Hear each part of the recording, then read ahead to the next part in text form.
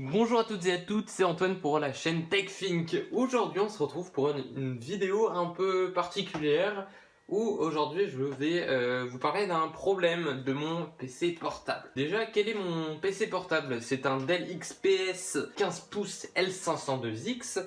Donc c'est le modèle XPS de chez Dell de 2011-2012. Et ce PC, je l'ai acheté en fin juin 2019 pour la modique somme de 100 euros. Je vous fais un petit parcours de ce que j'ai fait avec. Quand je l'ai reçu, il y avait un disque dur de 1 Tera en 5400 tours par minute qui bridait totalement le PC, donc j'ai décidé de le virer. Donc j'ai mis un SSD de 256 Go. Je l'ai mis une première fois pour l'été sous Windows 8.1, un système que j'aime bien, que je trouve stable. J'ai joué avec, etc., etc. Et puis je l'ai mis sous Windows 10. Et c'était à partir de ce moment-là que j'ai mis Windows 10 et que j'ai joué énormément avec. Et là est arrivé un problème. C'est que, outre le fait qu'il ventile à mort et il chauffe énormément, là, le PC crash en jeu. Alors, je fais cette vidéo parce que je me suis enfin renseigné sur internet si je n'étais pas le seul à avoir ce problème. Eh bien, franchement, c'est une maladie du modèle, comme la plupart des PC. La plupart des modèles de PC, certains ont des maladies de modèle. C'est-à-dire que par exemple des Vaio d'époque 2007-2008 avaient des maladies de carte graphique. Idem pour les MacBook Pro de cette même génération. Et voilà, donc en fait on a plein d'ordinateurs qui ont des maladies de modèle. J'appelle ça comme ça, mais ça a peut-être un autre nom. Et donc celui-là a une maladie, c'est que il y a un problème thermique.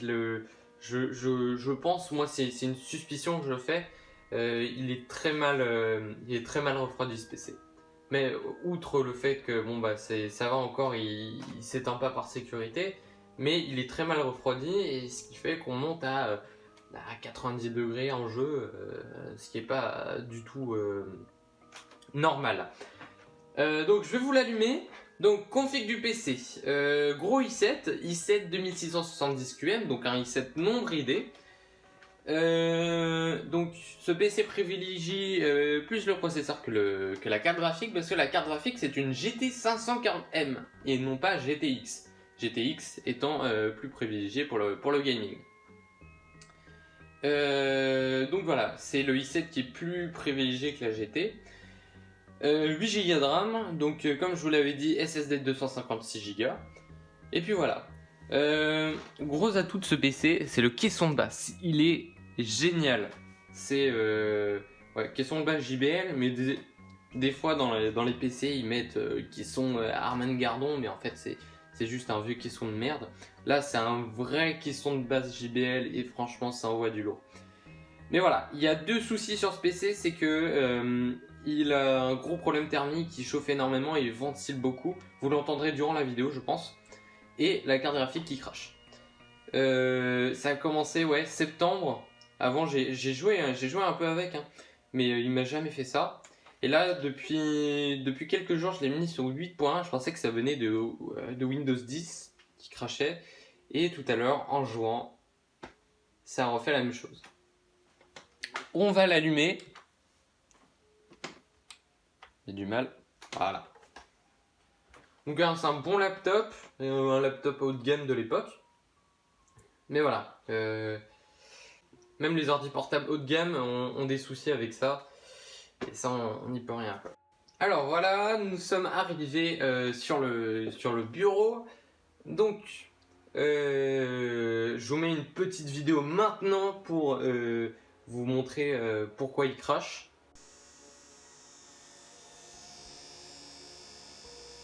Mais voilà, vous voyez le problème, et il y a beaucoup de personnes qui ont ce même problème avec différents jeux. Et donc, il faut trouver le problème. Ce n'est pas un problème de driver, c'est un problème carrément de carte graphique. Et je pense que ouais, c'est un gros souci. Alors, la solution, on va l'essayer ensemble en vidéo. C'est de underclock la carte graphique. Alors, qu'est-ce que underclock? C'est nous avons une fréquence de base sur notre carte graphique. Généralement sur vos cartes graphiques, si vous avez des cartes graphiques dites de gaming, vous pouvez l'overclock, donc pour améliorer les fréquences qu'on n'avait pas d'origine. Et le principe de l'underclock, c'est de baisser les fréquences d'origine pour pallier à certains soucis. Donc c'est ce qu'on va faire aujourd'hui. Donc il va falloir télécharger un petit logiciel qui s'appelle MSI Afterburner.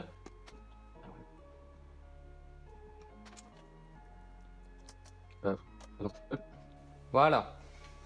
Donc je vais essayer de zoomer ça. Donc bon, la qualité va pas être vraiment très ouf. Mais donc voilà, nous avons donc les fréquences du processeur graphique, donc la GT540M, et nous avons la fréquence de la mémoire de la carte graphique.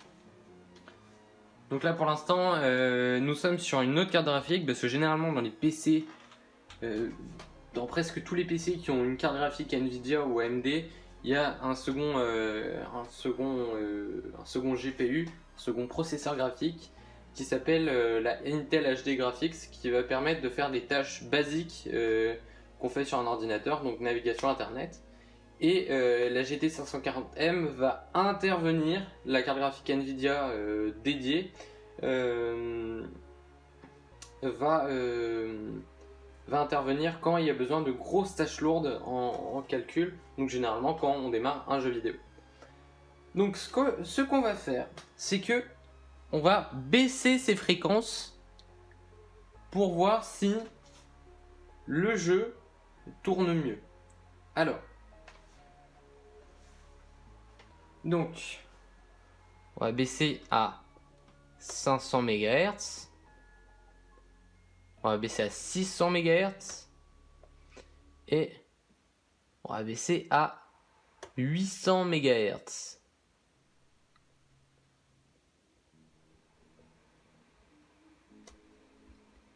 Et on valide.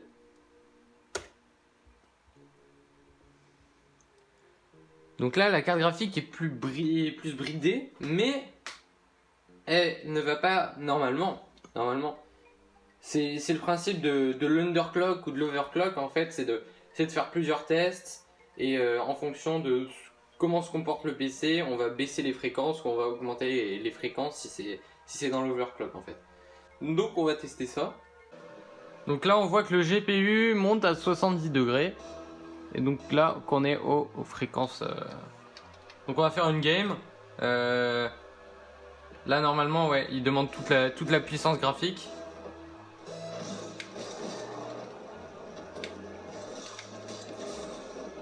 Et on va voir s'il crash.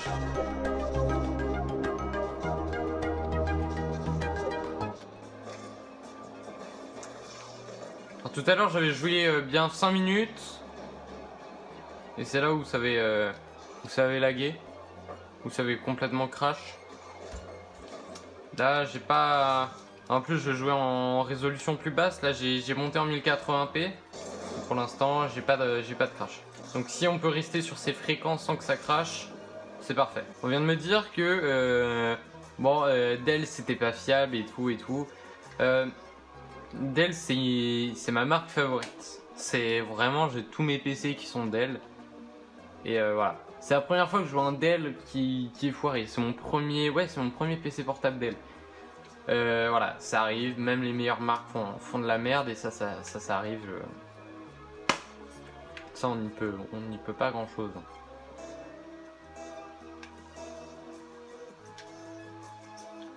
Mais ouais, non, mais Dell en général est très très fiable. Surtout sur leur tour. Après, je sais pas, sur leur PC portable, ça a l'air d'être bon aussi. Hein. Il y en a plein qui ont des PC portables Dell. Hein. C'est juste que. Après, je pense qu'ils sont peut-être meilleurs sur leur gamme pro de PC portable que sur leur gamme sur leur gamme plus haut de gamme mais non professionnel, quoi. Mais je sais que les nouveaux XPS sont mieux, mais bon bah en fait faut s'améliorer quand on fait de nouveaux produits. Ça c'est, faut avoir des échecs, hein. Ça c'est pas, ça je l'admets, et je vais encore faire allusion à par exemple au MacBook Pro de 2007-2008 il me semble. C'était les gros 17 pouces. Ceux-là,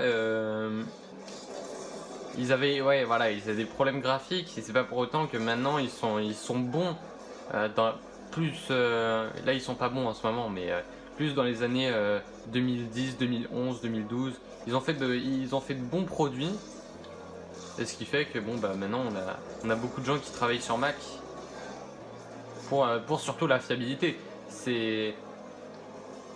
Et généralement, hein, avoir un Mac c'est pas pour se la péter, mais c'est plus pour avoir une certaine fiabilité, parce que je pense que ça, j'ai eu beaucoup de retours par rapport à des gens qui en avaient marre de Windows parce que leur ordi était trop lent, et que Windows plantait tout le temps. Et ça je comprends totalement. Et macOS est super bon là-dessus en termes de fiabilité. Mais après voilà, c'est leurs ordi qui sont très chers pour ce que ça vaut. C'est surtout ça. Mais macOS, si on reste sur le point macOS, il est très bon, et voilà, pour un usage professionnel, il y a pas mieux en termes de système d'exploitation. Après les Macs sont un peu à la traîne pour certains usages professionnels, quoi. C'est ça. Genre la vidéo, les calculs 3D, ça ils sont à la ramasse. Ils essayent un peu avec des cartes AMD maintenant, qui sont plus adaptés à ce genre de choses, du coup, à faire des calculs 3D. Donc bon bah voilà. Donc voilà, toutes les marques ont fait des erreurs dans leur histoire d'existence. Bon, ça a l'air de tenir. Je vais faire une ou deux games en plus, et on va voir ce que ça donne. Et ça se trouve c'est bon. Et c'était juste un petit problème. Je vais essayer de voir s'il n'y a pas moyen de remonter légèrement les performances de la carte.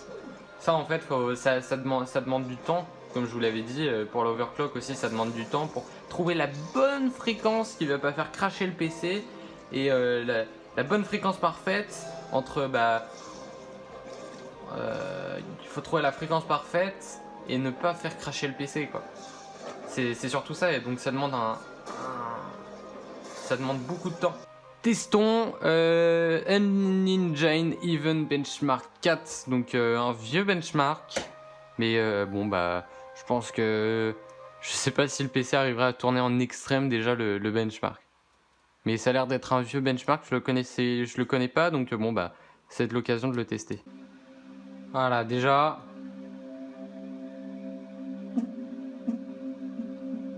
il a énormément de mal. Le but de cette vidéo, c'est de voir s'il crache avec un bon gros calcul.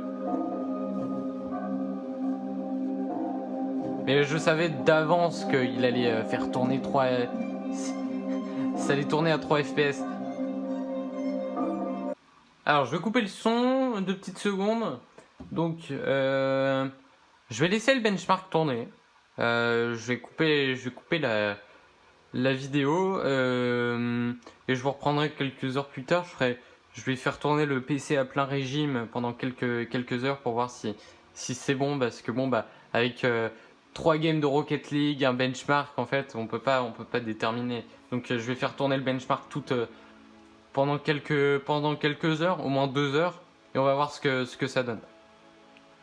Et normalement il est censé me montrer très vite des signes de faiblesse, s'il en peut plus. Mais normalement là normalement il aurait déjà crash, mais là j'ai pas de signe particulier, donc c'est bon signe. Voilà les amis, nous sommes une heure plus tard après la fin de l'autre séquence, et vous voyez, ça tombe toujours, j'ai rien touché du tout, tout marche très bien. Et c'est cool, il n'y a pas eu de crash, sinon j'aurais redémarré, mais il n'y aurait pas eu d'intérêt à faire la vidéo. Mais voilà, c'était juste un petit problème de fréquence de base de la carte graphique. Il suffisait juste de les baisser un peu. Maintenant, ce que je peux faire, c'est essayer de les remonter un peu pour essayer d'avoir la fréquence maximale juste avant que le PC ne les supporte plus. Voilà, avoir la bonne fréquence qui soit parfaite pour que on ait de bonnes performances avec la carte graphique et que la carte graphique ne crache pas, ne fait pas cracher le PC. Voilà, je vous remercie d'avoir vu cette vidéo un peu particulière. Je vous remercie d'avoir regardé cette vidéo. C'était Antoine pour la chaîne TechThink. Salut, à la prochaine.